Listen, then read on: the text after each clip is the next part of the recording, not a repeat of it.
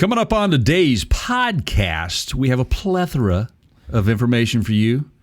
It looks like EV charging might be a little bit of a maintenance problem. So if you have a big keychain, put it on your belt and go put it in an application. They may need you. We also are going to talk a little bit about GM, going all electric on a couple of vans that have been quite popular for some time. And boy, oh boy, the subscriptions just keep on coming. We've got a major German automaker who has decided to go the way of the subscription for creature comforts. I believe that the robo-taxi is a little confused. We want to talk a little bit about a little swarm that happened recently in San Francisco, I believe it was. Toyota, Keith. Toyota. They are in the game. They've been playing the long game, and we're going to talk a little bit about their EV marketing strategy and why you need to be wary of defective cars on the market. All of that coming up on today's podcast right after this.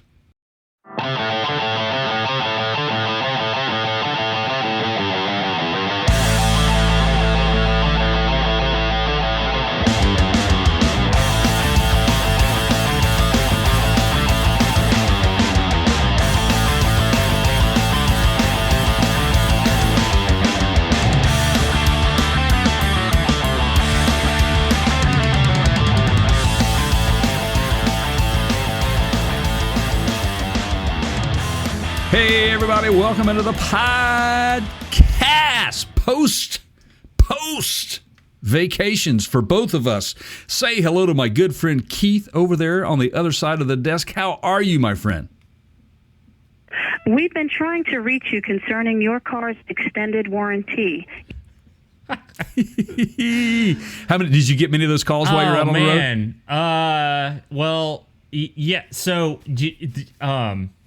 the feds are starting to crack. They're naming names now. I heard that, man. That's a big deal, dude. Like I don't even care because these people are like dirtbags. Roy Cox Jr., Aaron Michael Jones, Sumco Panama is the name of the company. Basically, the FCC is just going after those people because they put like 8 billion robocallers in play behind that group of people. Holy cow, man. I hope they get them. I'm so sick and tired. I have to look at my phone. It's like, really? Another one? I have fun with them every time. I just start naming like exotic cars and seeing, if they can insure it or, which one of my 72 automobiles is this in regards to? And then Right. Yeah. Right. Do you have anything for Koenigsegg? I have a Koenigsegg in the back. It's lava powered. What's your base policy on the Koenigsegg? Yeah.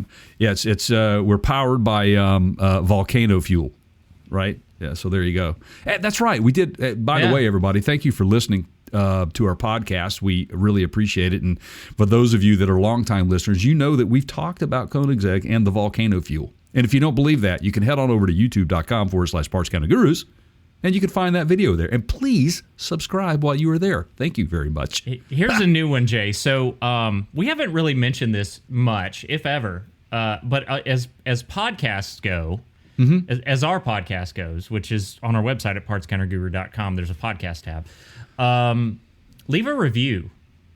Yeah. That actually makes a huge difference in helping other people. Well, yeah, please. I mean, don't be a turd, man. Really. Like Grandma used to say, if you don't have anything nice to say, just don't. But yeah, that helps us out. Like you leaving a review helps us appeal to other people that haven't heard of us yet on the podcast side, on any of them, Spotify, Apple, Google, whatever. We're on all of them.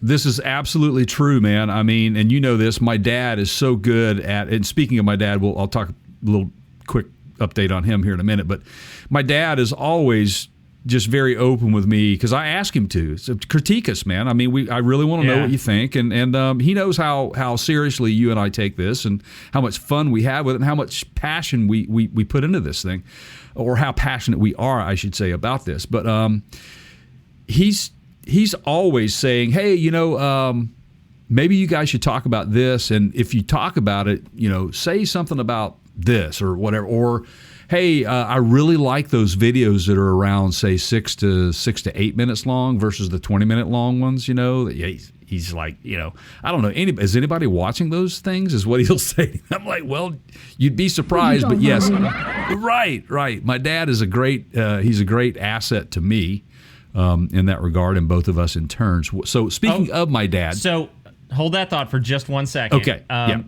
So this is actually for your dad and anybody else that wonders. Jay and I spend all kinds of time on metrics. You've already told him this, I'm sure. Oh, Dad knows, yeah. We look at watch times. We look at retention rates. We look at all that stuff, and there are all these like algorithms and things. This is going to come into play later in the program, Jay. You just stay tuned, everybody. I got you. I'm with you. You're always yeah. But if they're too short, Google won't recommend you as much because they want people watching longer. So you kind of have to be careful there. There's a sweet spot. Some people do watch more shorter ones because it's... Is that for the people with a lot of ADD problems I or guess. something? Yeah. So now, speaking of ADD, what do you watch the show Sanford and Son, right? Oh, of course, man. Remember? Yeah, he's always the big one's gonna. Oh, I'm coming, Esther. Yeah. I'm coming. So, the big one's coming, Esther. All kidding aside, had a little bit of a scary situation. We did, man. My dad, thank goodness, my stepmother was around, but he went into cardiac arrest, and fortunately, EMT arrived and were able to get him back, and a little scary moment. He had to have a stent put in. That's beyond the triple bypass that he had about 3 years ago. But he's on the mend. He's got to rest. He's kind of put down for a minute. He's got to rest over the next month and have his heart monitored. But I think he's going to be just fine. He felt a lot better after the stent was put in for obvious reasons. And so glad for medical our medical community, our medical forces to be able to come in and save lives like that. So thanks so much for those guys. Hats off. I have to ask, and if you haven't talked to him about this, I'll just call him and ask him myself. But because Sure. I'm always so fascinated, and he loves talking to you, man. I watch. The feeling is mutual. I watch. I'm more of a nonfiction guy. Like I like TV and books that are fiction, but I think my real interest is nonfiction, and I watch a lot of these. Like I went to the other side and came back kind of documentaries. Oh. Man, yeah. Any like I don't know how long was he out? And... That's hard to say. I think it was. I'll say this: when my stepmom found him, he was in his recliner and he was out. He was gone. Yeah. She could not get him back, but she kept working hard and hard. So I think he was starting to kind of come to when EMT came. So it had to be 5 to 10 minutes that he was not fully in full capacity, put it that way. All right. So we're very fortunate that the other fortunate side of that is that he was not walking, so he didn't take a fall. Right. He wasn't driving. He didn't have any other injuries, which happens a lot in those situations. So not only are you dealing with a heart issue, you're dealing with the damage you may have caused from a fall, like a broken shoulder or wrecking a car, man. We were in, let me get this right.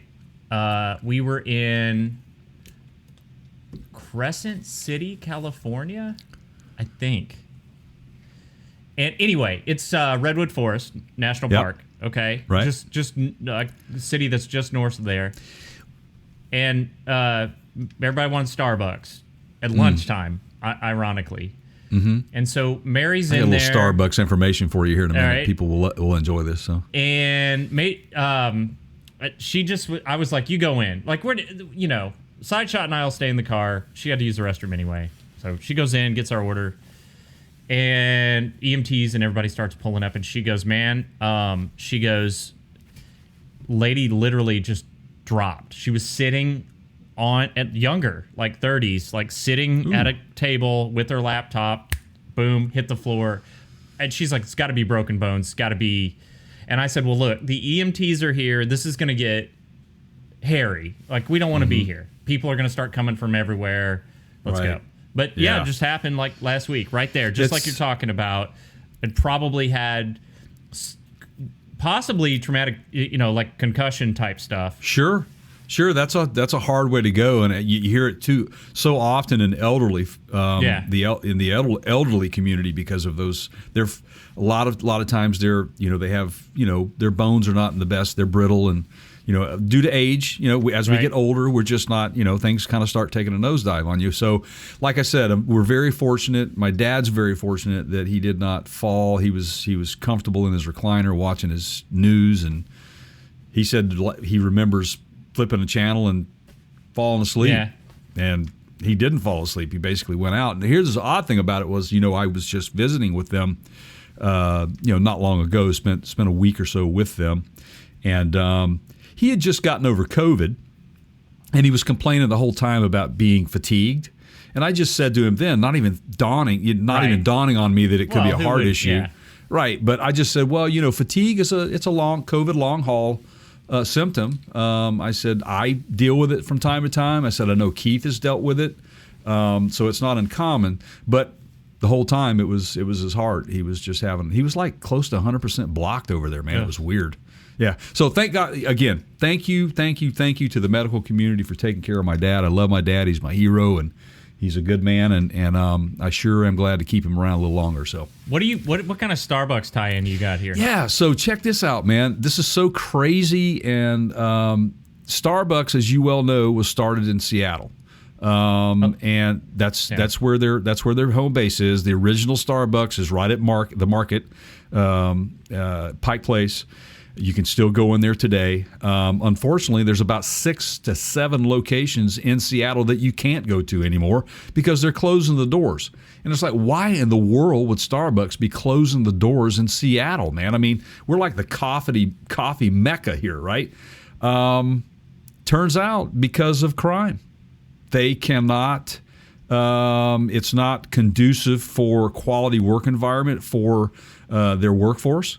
They're tired of dealing with the crime activity, the criminal activity that's going on, broken windows, just a number of different little things that force them to close the doors on those locations. And this is part of what had happened during the protests back in 2020, 21, whenever all that went down, Black Lives Matter and all that stuff, and the defund the police, and the police department in Seattle, as well as city government and county government there, have really have lost a lot of quality people due to that, and so you have a lot less police force available to go out there and handle these calls. It's weird. Yeah, we just got back from the Bay Area. You know this. Everybody else may not. And we were warned repeatedly, like, don't leave stuff in your car. Cars get broken into. They really, repercussions are limited. A lot of stores shutting down early because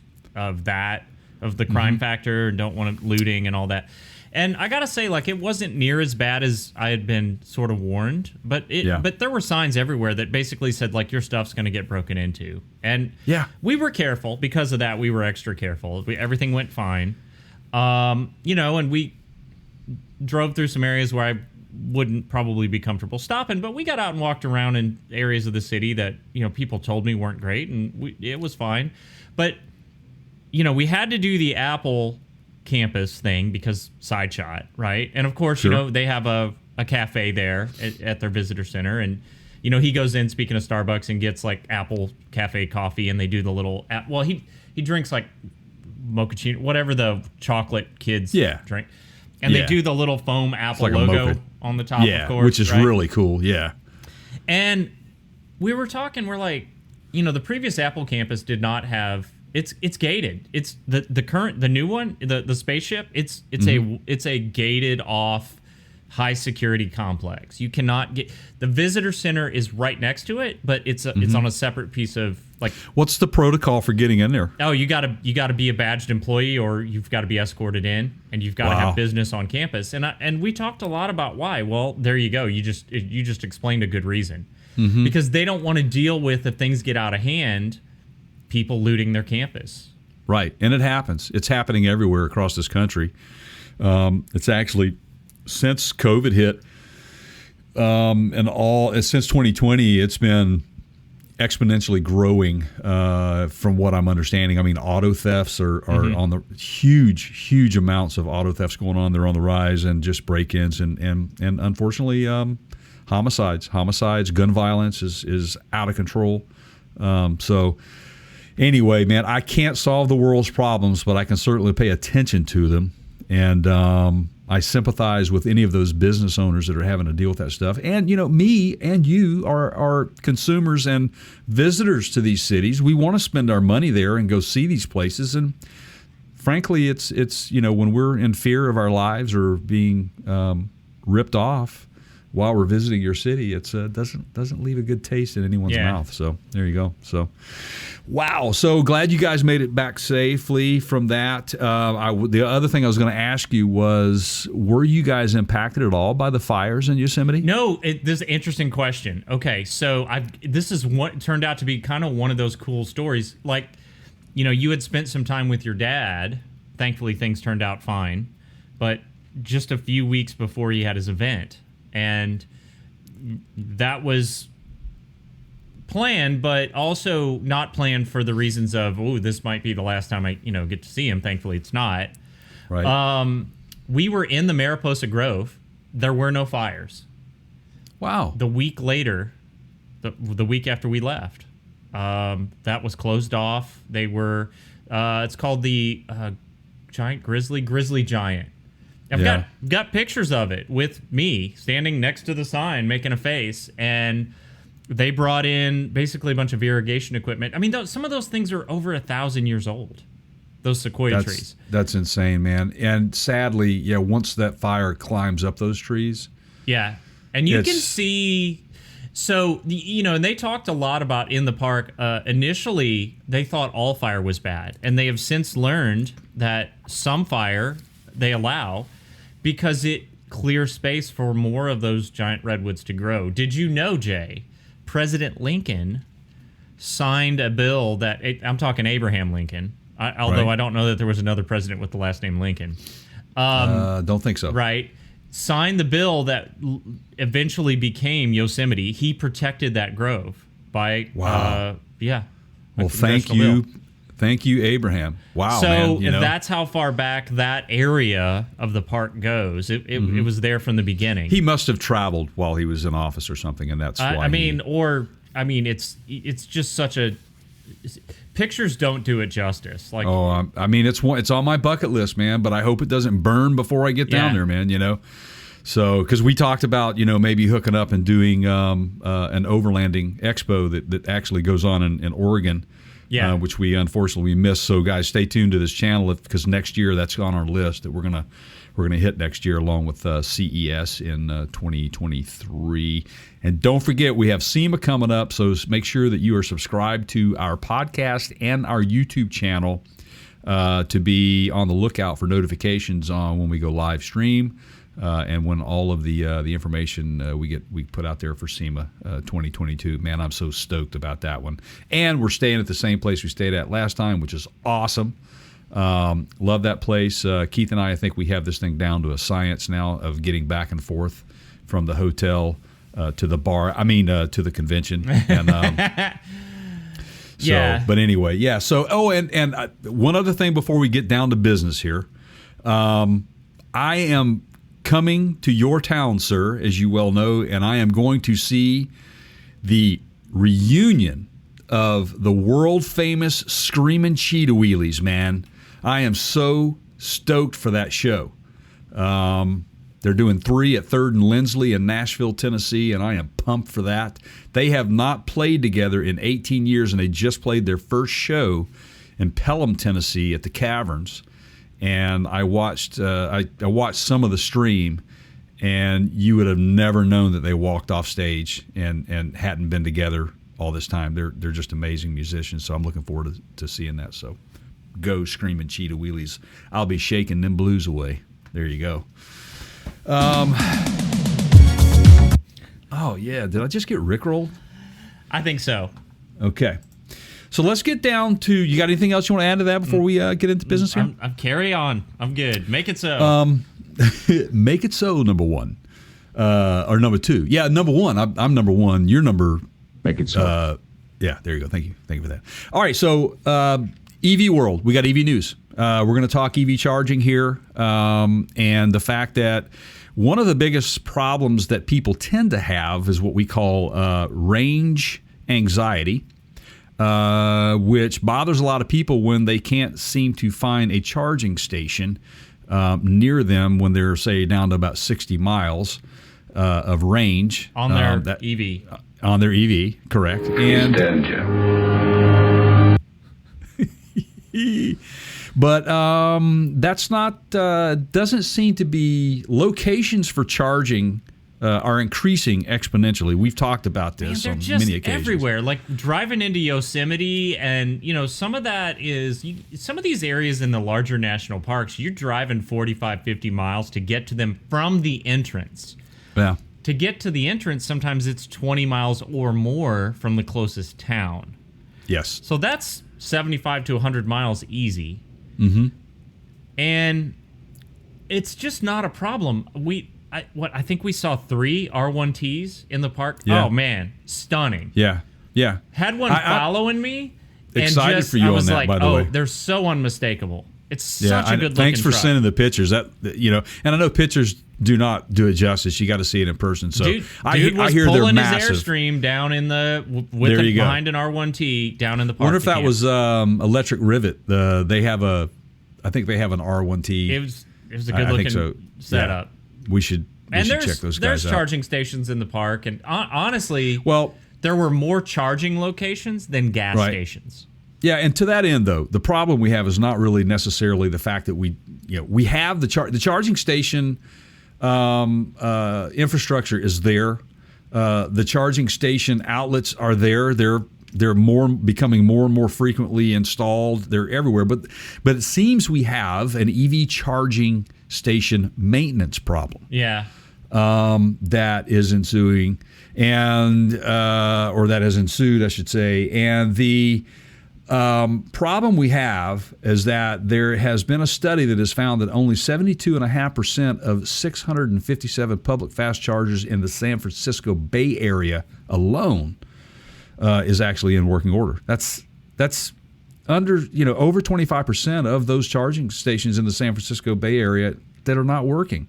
Some of the EV owners continue to be highly satisfied with the EV itself, but they're frustrated because, the public charging infrastructure is there, but they're going to plug the thing in and it just doesn't work. Yeah, and you would think that you would have some sort of an alert or outage or a way to tell, but, if these stations are broken, but maybe not unless it just, like my gas company, natural gas, they called me one summer and went, hey, we're going to send a tech out because it looks like your line's down and it's broken. And I went, no, it's not. And they're like, well, you haven't used it in a month and a half. And I'm like, yeah, because I switched over to like an electric water heater or whatever. And they went, oh. But is there a reliable way for these places to tell? And here's the comparison that I came up with, probably because I've been in airports a lot lately. Right. You go into airports and you're sitting in the lounges and they've got those little charging ports on the chairs and half of them don't work. Right. And it's like, what happened? Somebody tried to plug something in that was pulling too much juice and it tripped the breaker or fried the circuitry or whatever. Right. Well, there's no universal charging standard yet on these EVs. And I think a lot of times people are pulling up and possibly jacking around with the connectors. Could be. It could be a user problem for sure. They're not as up to speed on how. I mean, these things aren't free, them, so the companies that own them are losing money if it can't provide a charge. That's right, and so there should be some sort of networking system in place that would alert them when that happens, and I'm with you on that. And just the thing is, though, is that this is just not happening in the U.S. This is happening globally. Anywhere there's an EV market, it's happening. For example, via Twitter, a lady by the name of Katrina Nelson, who's of Brisbane, Australia, she has a Tesla Model 3, and out on a weekend on the coast, they call it the Sunshine Coast, back in January, she tried to charge, and she encountered 4 superchargers in a row that were not operational. And It was not a good situation. And then, of course, last year here in the U.S., in Maryland, and this was also tweeted, both fast chargers at the Ken Hill Center in Bowie, Maryland were faulted. And another user added that both utility-owned fast chargers at the district court in Essex, Maryland, are also reporting as inoperable. Okay. So there's a maintenance problem. Sometimes. So And sometimes how do we, it's because remember when you plug these things in, okay, so what determines broken? Right. So for me, I'm not going to say it's broken. If I'm doing all the right things and I'm plugging into this thing and I'm not getting any results, and of course it happens on your cell phone sometimes too. You can take the flat bait, what do they call it, the Thunderbolt or lightning on your phone. Lightning cable on your phone. You plug it in. I've had those brand new cables sometimes plug it into the phone, and for whatever reason the contact was just not quite right, and pull it out and put it back in and it started charging. I think you might have some similarities here. Little magic eraser on that contact. Oh, see there, folks, right here on Parts Counter Guru, you just got a pro tip from Keith to do that. Thank you. Ask me how I know. How do you know that? The SideShot has one of those, and that cord takes a lot of abuse. And you know those, like, they make them in generic, but I think Mr. Clean or whatever was the first magic. It's the white sponge. There's a name for them. It's some sort of foam. Yeah, I know what you're talking about. I don't know the name of it either, but I know what you're talking about. Anyway, you just rub it just for a second, cleans the contacts off. Don't get it wet or anything. Just dry magic eraser. Yeah. So what do you look for? I mean,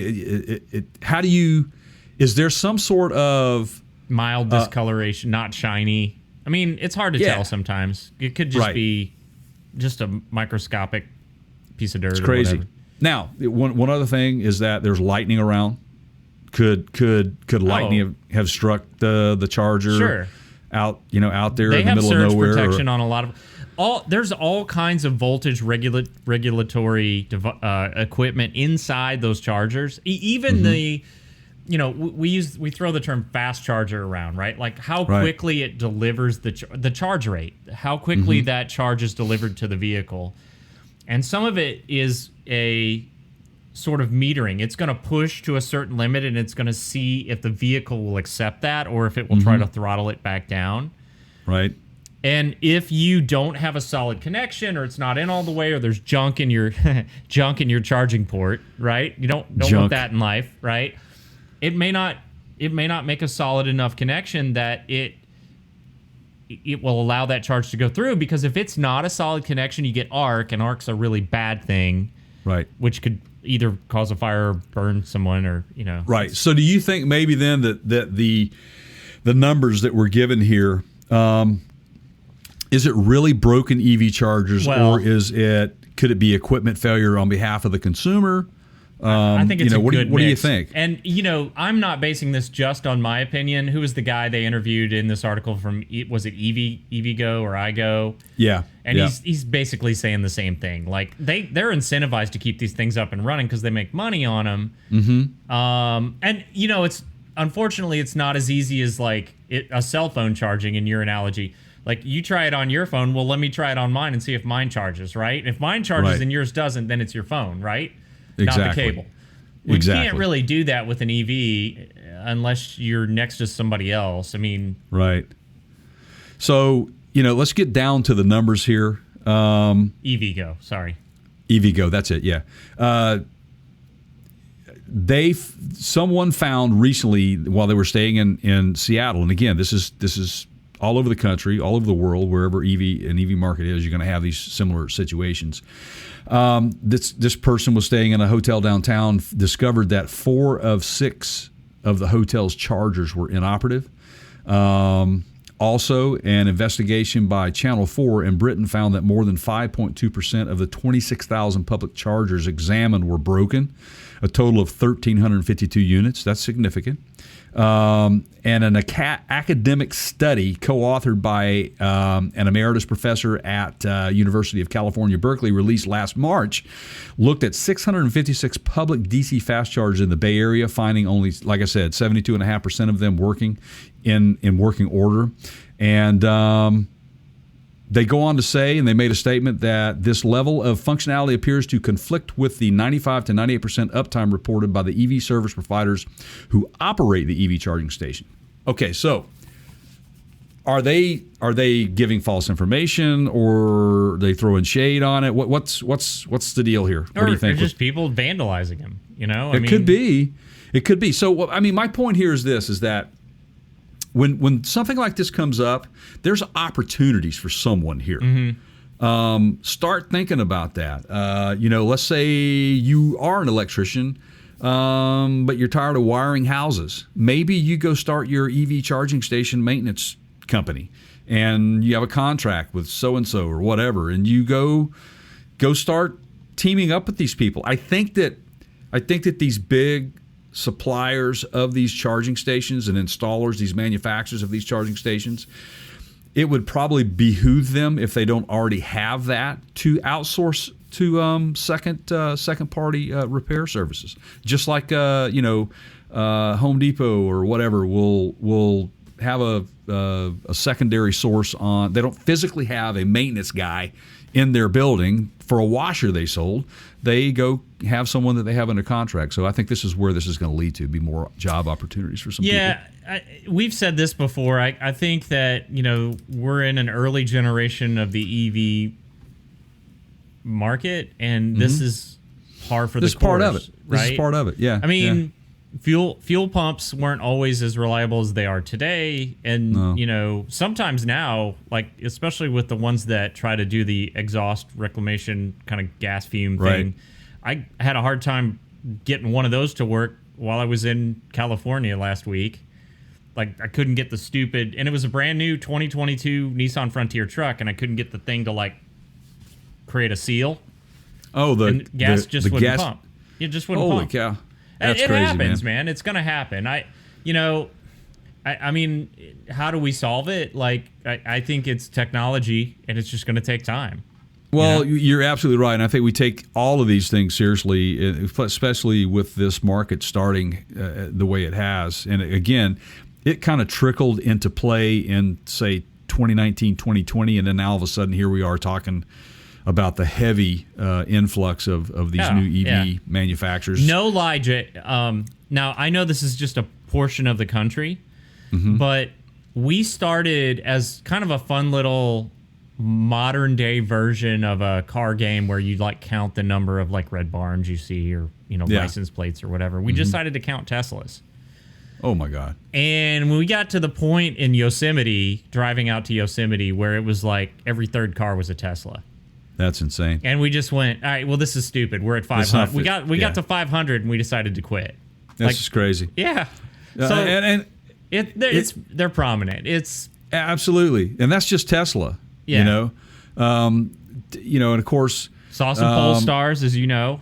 Yeah, Polestars, man. Wow, dude. I mean, there's Lucid. You said you saw a Lucid, right? Didn't you? Well, that was a pre-production model. Okay. But the Polestars were actually owned by, like, there were people driving them around, like they were private vehicles. Right.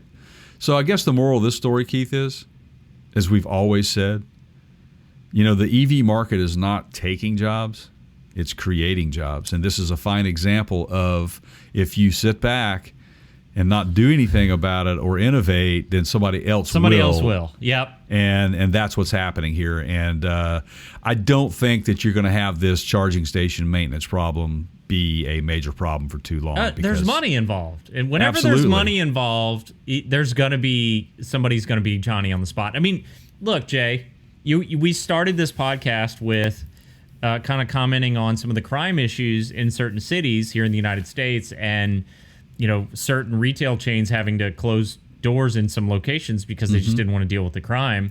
Right. How quickly and easy do parking meters get fixed if they go right? Because there's money involved. Absolutely. When there's money to be made, somebody's going to fix it. That's right. And, look at what Shell has recently done. We podcasted about this. You can check that out over on youtube.com/Parts Counter Gurus. There is a video out there. We also podcasted about it, like I said, and Shell Oil basically converting gas stations into charging ports, charging stations. I think you're going to see a lot more of that. I declared to my family on this trip, this may be an I told you so moment later. I have a feeling what's happening right now in the petroleum industry with the high fuel prices might be their own undoing. And so what I mean by that is it appears to me, now I have all the answers here, but it appears to me that there's get while you can kind of tactics going on with some of these companies with the high fuel prices, meaning like I don't think the barrels are costing them. There's not a direct correlation between the cost of a barrel of oil and what we're paying at the pump. I think there's some higher prices right now. And I understand that they're thinking, well, the EV markets are coming on strong and we better get it while we can. I think they're pushing more people to go buy electric vehicles. Absolutely. I think so. And I don't know if this is planned. Right. Well, I mean, yeah. I mean, the auto industry and the fossil fuel industry, the oil companies, they work hand in hand together here. I just talked to a Uber driver, Tesla, right? And is like a third of the cost to lease a Tesla and use it for rideshare than her Toyota Camry. Oh, I'm sure she had. Right. And she's like, I got tired of basically paying, like, I'm just from a business perspective, like just the cost of powering that vehicle so much less. And I think that's going to be a factor regardless of the environmental situation, regardless of all of that stuff. People are just looking at their wallet and going, well, it's going to be cheaper if I just over the next 5 years plug one in. And you're going to have maintenance on the things. We know that, but no, you don't. They don't. There's no brakes on a Tesla. You don't know. Come on, man. There's no tires, but not nearly the maintenance that you would have upkeep for the engine itself. You know what I'm saying? So there are advantages to that. If you are, commercially using your vehicle, your personal vehicle, as an Uber driver or something like that, or a cab or something like that, it makes sense. Or I mean, look, DoorDash. These. Look. There's so much happening out there with private vehicles today, and those are the folks that really suffer at the pumps.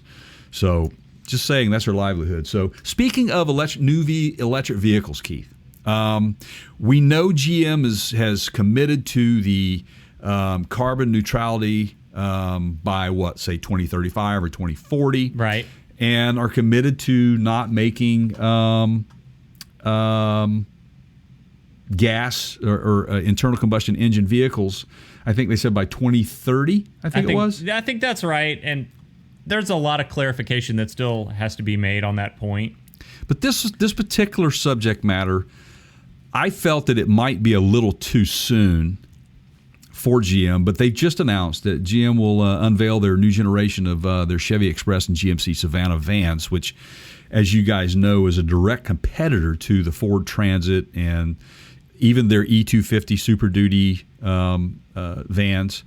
And what they have said, it'll be a fully electric powertrain in 2026 when the current internal combustion engine powered models will be discontinued.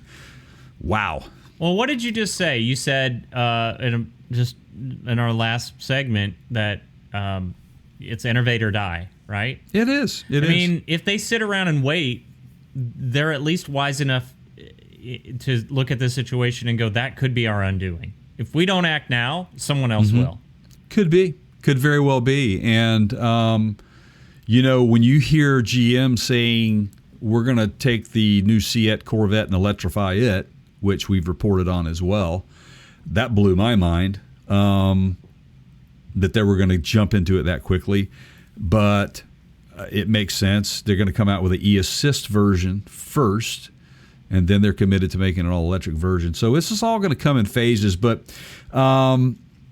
they will Here's what they said, that these vans, they call them they're immortal workhorses. I don't know about that. I think Ford actually has GM beat on these things, but they will not receive any major updates until model year 2025, which is expected to be their last year of production of the internal combustion engine version. Current generation of this ladder frame van was introduced in 1996.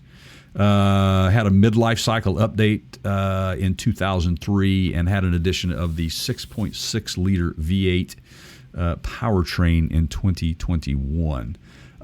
Why did they have to do that? Well, because they're competing with Ford, as well as Stellantis now, which is Ram Power Vans. But here's the other thing, I said you kind of wonder why they're doing this. GM is paying attention, and I got to give credit to what was her name, Maria Barra, and she's the Mary, Mary Barra that came out. Anyway, they're looking at numbers. They look at analytics, and that's what you have to do when you're running a big corporation like that. And the sales of the GM vans dropped to 44,355 units for the Chevy Express, and under 18,000 units for the Savannah due to issues caused by microchip shortages. Mm-hmm. Oh, how about that? So it's kind of like a double-edged sword here for them. They've got to really weigh their options. What do we do here? Right. So we can sit here and nurse this platform that we're going to kill. But this platform that we're nursing is killing our new electric vehicle push. We need those chips. That's where we need them. Did you happen to see where they're looking to, what plant they're looking to build these vans in? Your home state, my friend, Wentzville, Missouri. That's where I graduated from high school. Yeah. So here's a couple, by the way, shout out to all you guys. They don't say y'all, it's you guys, just to be clear. Use guys. Yeah. No, that's not southern, southeastern. So Missouri. use is more of an East Coastern. Yeah. Use guys. I toured that plant actually before it went online. Oh wow! When it was built. That's way back. Yeah. So you know what they're building there right now? No. What are they building? I'm going to get in trouble for calling it the mid-size truck, the Colorado and the Canyon. Oh yeah. Okay. That's what's being built there now. Okay. Now this is the same plant that had chip shortages that we reported on. You guys make sure if you don't hit that subscribe button, go back and look through our archives. In Troy, Missouri, they were storing those vehicles in a rock quarry. That's this plant. That's right. That's this plant. So they're talking about shifting it over to the vans. Now, you want to go conspiracy theory here? Go for it. What's going to happen to the Canyon and the Colorado? I don't think that plant's big enough to build an electrified van platform. I could be wrong. And they're mid-sized trucks. That's a lot. It's not that big of a plant. Well, you know what? What are their other? Well, they got the Chevy Silverado EV already in the works. They got but the that's Hummer a EV in the completely works. different. It's a completely different plant. So what do you think it's going to go in here then? Well, you said conspiracy theory. I think they potentially may stop selling the Colorado and the gas versions of those mid-sized trucks for a year or two, retool and send them over to a different plant. Yeah, and do a little swap-a-rooney, right? Yeah. Because retooling platform, that takes time, right? It does. It absolutely does. The thing that you have to consider with GM is, and we've touched on this many occasions with the Ultium battery platform that they have.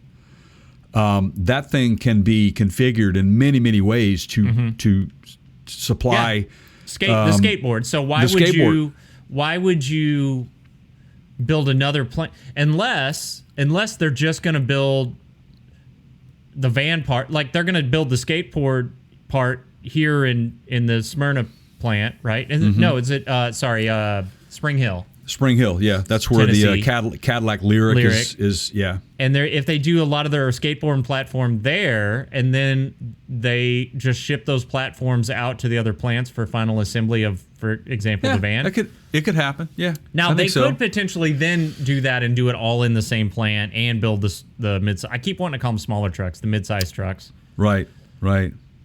So, look, I think win-win.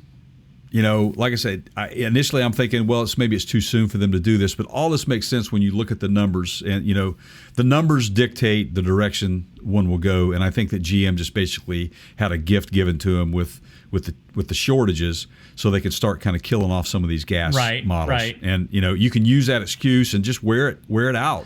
But I think that's what's going to happen. It's going to work in their favor. How many Colorados and Canyons do you see on the road? I mean, I don't know what their sale numbers are, but do you see a lot of them? I see very few. There's a good many here where I'm at. Okay.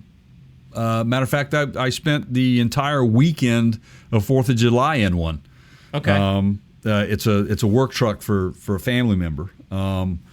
But by far, it's the Tacoma. I think the one absolutely. I see the most of in that class. I think honestly that this gives GM an opportunity to have a reset on a mid-sized truck platform. And you're right; they're probably going to kill it off.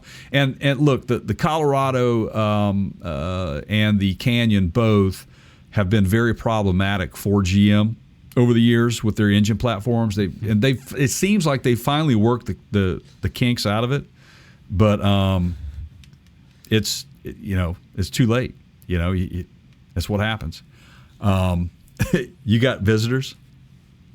No, I'm laughing because that was the mail truck platform initially. Oh, it was, wasn't it? Yeah. That's funny. That's funny. Oof. Which we've reported on so many times. I'm not going there anymore. But yeah. So anyway, GM is moving forward with their initiative to be meet carbon neutrality by 2035. So do you want to talk about Bright Drop? I do, and this is something that came out of this. And we were talking earlier, Keith, before we came on air. GM had gotten involved with a company called Bright Drop, and they've teamed up with them for some delivery vans that were all electric delivery vans, and they're targeting FedEx to be the main player here. But Bright Drop, they plan to offer an integrated cloud-based software platform which provides customers visibility and access to their Bright Drop products through both web and mobile interfaces. So does this mean I can tell when it gets delivered to the wrong house? Exactly. Yes, absolutely. Right. And so among the features, and I know that you're a big fan of this, among the features are real-time location monitoring, as we just spoke of, it's 5 houses down. Right. As well as battery and charging management. So I swear to God, I don't understand that situation. It happens all the time. Like the numbers are on my mailbox. It's right there. You're parked 3 feet from the big giant, and it's a big mailbox, Jay. Like I've got an oversized one. And it's a big number placard. And literally the dude will park at it, look at the numbers, and go to the house next door. You need to install a beacon, man. A beacon. Yeah. And I know I'm not alone in this. So I digress. But anyway, GM is working with these guys, and they're branching out into the delivery market even further with these guys. And other EV startups are doing the same. Rivian is doing the same thing with Amazon. I think Ford is teaming up with a couple of other logistics companies out there as well. And there's a good reason for this. Look, man. Oh, please. Yes. Go. Okay. Yeah. Well, so the estimates that by 2025, they say, the combined market opportunity for parcel, food delivery, and reverse logistics in the United States will be over $850 billion. That is with a B, billion. Let me give you some real world example, because you might be right now sitting there going, "No, I don't need this. I'm going to the grocery store myself. It's the good old days, and I don't. This is nonsense." And that that may be true for you, okay?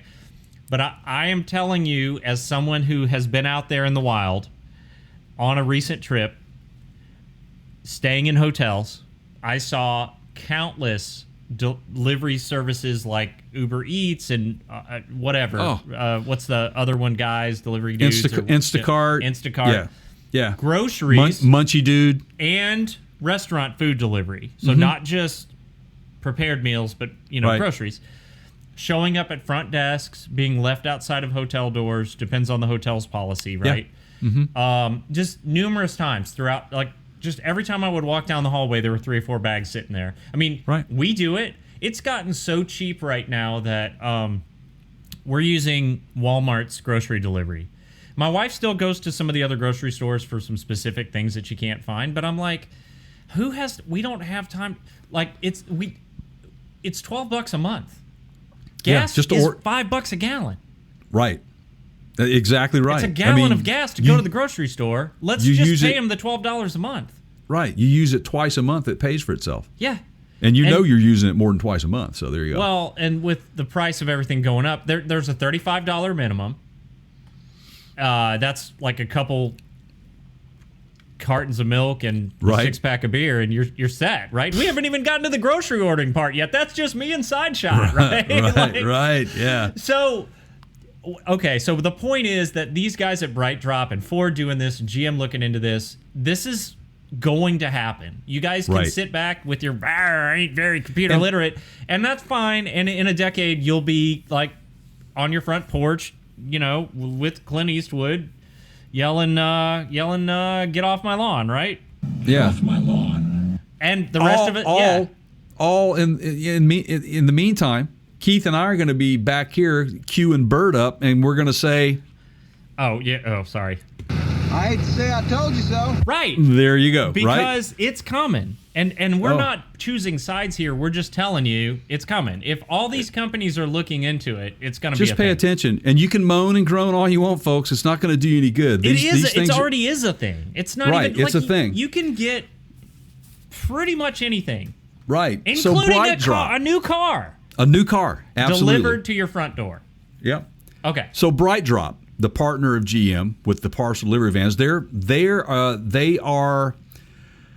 have several concepts out there. They're exploring a number of other concepts, and these include medium distance solutions that transports multiple EP1s, which is something I want to get into here real quick, as well as a rapid load delivery vehicle. Now, Bright Drop is working on a parcel delivery, small scale parcel delivery unit called Bright Drop Trace. And basically the Bright Drop Trace takes the idea of containerization to the modern age. I think they made that word up. They may have. I call it compartmentalization is what it is. Everybody. So it's a mobile cart. Think the mailroom guy in the old office, right? Exactly. They would push those things floor to floor in the downtown city buildings and deliver mail.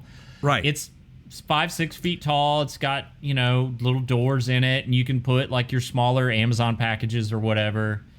And because sometimes we just did this the other day. Like there was a couple things that we needed that they were small, and I was just like, all right, let's just go ahead and order it. And they show up in a little, not everything coming to your front door is a new computer. No, it's not. And not everything coming to your front, it has to be delivered by someone. Yeah. And that's the thing that what Bright Drop is doing here is they're keeping that in mind, that they're coming up with innovative technology to assist the person operating these things. So they realize that let's make it a lot easier on our employees.